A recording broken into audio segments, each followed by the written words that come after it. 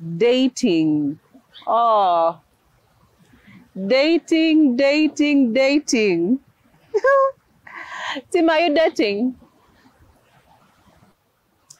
Those who are watching, are you dating? When was the last time you went on a date? 2015. Hey. Of course, he has said he's single from 2015. Yeah.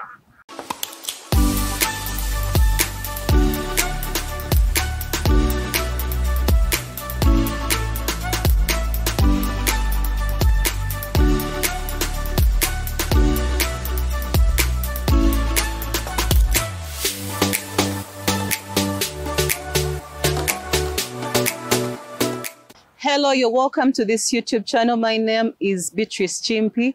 I'm glad you're here with us today.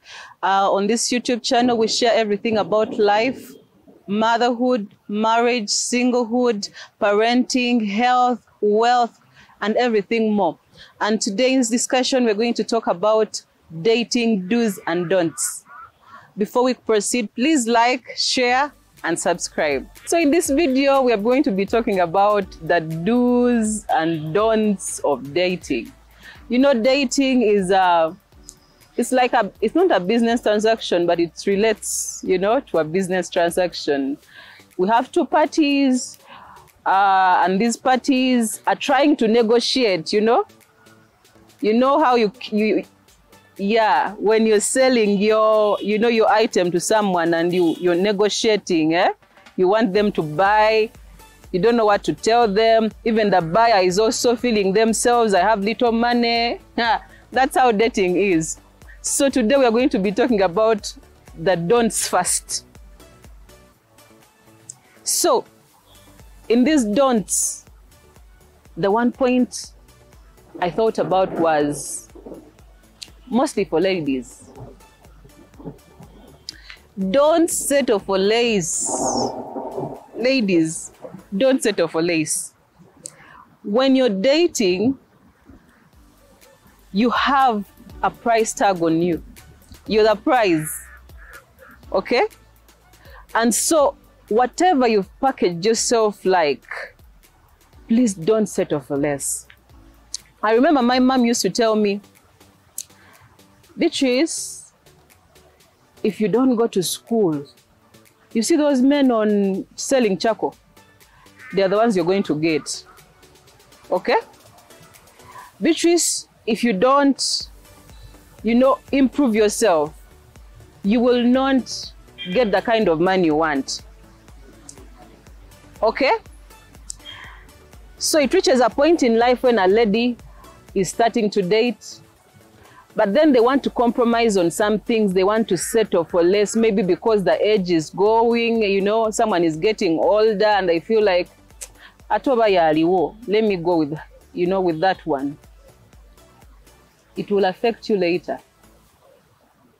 Don't settle for less. If to you less is, you're a doctor and the guy is a chapat vendor, don't settle. Because with time, as you marry him and see the bank manager you've always dreamt of, your heart will go and be like, oh, I did a mistake. So don't settle for less, ladies.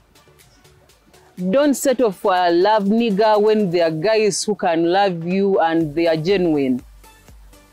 You know love niggas? Love niggas are those people who come, showing off, dating this and the other, but you're coming off as, let me settle with him. I know he'll change. No, don't settle for less. Number 2, ladies, have boundaries. These don'ts are going out to mostly ladies, okay, because you're the prize here. Have boundaries beyond which you can't go. If a man knows that you have boundaries, they will respect you and you'll become, you seem a marriage material. Someone will know, I don't think she has been, because of the way you're acting, he knows I'm taking something pure. Someone has just seen you for the first week, for the first month, they want to sleep with you. Someone wants to, to have everything. No. Have boundaries beyond which you can't go. Okay? Anyone who is dating and has some boundaries, please comment in the section below and we see how are you carrying on in your dating. Which kind of boundaries did you set that you can't go beyond? Point number 3, don't make it easy for him. When you're dating someone, don't seem so easy, you know. Whenever he calls, you can pick. When he says we go, you know, you have no program. Whenever he says we go to Cafe Javas, you're there. We go to Didi's World, you're there. We go to see my grandparent, you're there. You're being too easy, and it's a don't in a relationship or in a dating situation. Don't make it so easy. Let him want you, but not have you. You know that kind of situation. He wants you, but you're not coming off so easily. Play hard to catch. You know what I mean? Tim is wondering how to play hard to catch, but yeah, play hard to catch. Okay? You know that bird which you're going to catch and then it flies away just in your hands, just like that. So play hard to catch. Number 4, do not meet in confined places. In, you know, places that are confined. You know, these don'ts kind of give us some kind of quality to those women who are looking, or to those ladies, or, you know, girls who are looking out to, you know, how do you become a marriage material? If someone can have you in a confined place, they can do anything. You don't know the kind of person you're dating, whether you're dating a psychotic. You've dated for 1 week. This person says, please come to my home. Please come, you know, in a confined place. Meet someone in open places. Okay? In places where, you know, you're accountable to the people who are around you. In places, meet in places which are open. Places where you can't be harmed. Places where you know you cannot be harassed in any way. Do not do things just to please him. You know, some people who are dating, you talk to someone and tells you, I don't like doing that thing, but I do it because, you know, when I don't do it, he'll get annoyed. For example, don't, you know, if someone says, I need you to put on short clothes, but you want to put on your long clothes, don't do it to please him, because that is not you. At the end of the day, you will not come off, you know, as natural as you should be. The next point is really going to come off, it might be controversial in the generation that we are in, but I find it very important as a person. Do not, ladies, do married women's responsibility or responsibilities in a dating situation. You're putting yourself at a disadvantage. Men, you'll forgive us, but you know, men like enjoying what they don't have. Come to my place, my laundry is dirty, and wash it. Come and cook for me. Come and do, you know, no. Don't enjoy what you don't have, you know. One of my friends wrote a book, and she made a statement in that book. She's called Pamela, and she said, don't touch what is not yours, or don't enjoy what you don't have. This man has not yet, you know, put a ring on it, but he expects too much from you. Dating is a time when you're still free, your choices are still free, and they are not limited to this person. So you shouldn't practice marriage responsibilities for women who are already married when you're just dating. Number 7, please don't be the one checking on this person all the time. Ladies, your phone is on your desk all the time. You're sending a Facebook message, you're sending a WhatsApp message, you're calling, you're over him. You will seem desperate when you're just dating someone. Dating is a period of getting to know someone, not a period of commitment per se. It's a period of getting to know someone. So when you act like that, you will come off like you are desperate. You are, and this man then will, you know, will play tricks on you, and you'll have a very low bargaining power. So please don't overcall. Even if you feel an urge, don't. During that dating period, like we've said, it's the period where people are getting to know each other. Us ladies, because we are so sentimental, feelers, please don't get attached. Don't get overly attached to this person. It's a transaction. You're losing out in the bargaining power. The person who is selling is just doing like the way Tim is doing his leg. Doing that kind of thing. I have her. Now I can do whatever I want.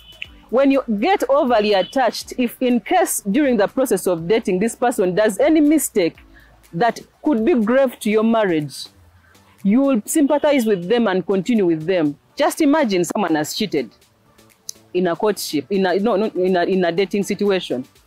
You will forgive them and continue, yet it is, you know, it hurts you and your heart is telling you should give up, this can't be your husband to be. But you will continue because you're overly attached. You're already, your spirit, you feel like I can't do without this person. How can you avoid not to be overly attached? Have things, you know, have better things to do.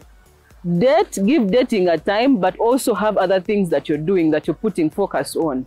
So that it makes you not to be overly attached to this person. Get attachment, but to a certain level. Because once you get so attached, you lose the bargaining power. Don't compare your dating partner to your ex. You know?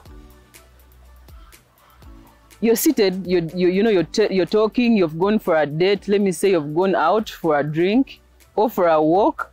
And then you start assuring him how, you know, my boyfriend, my ex-boyfriend used to do this.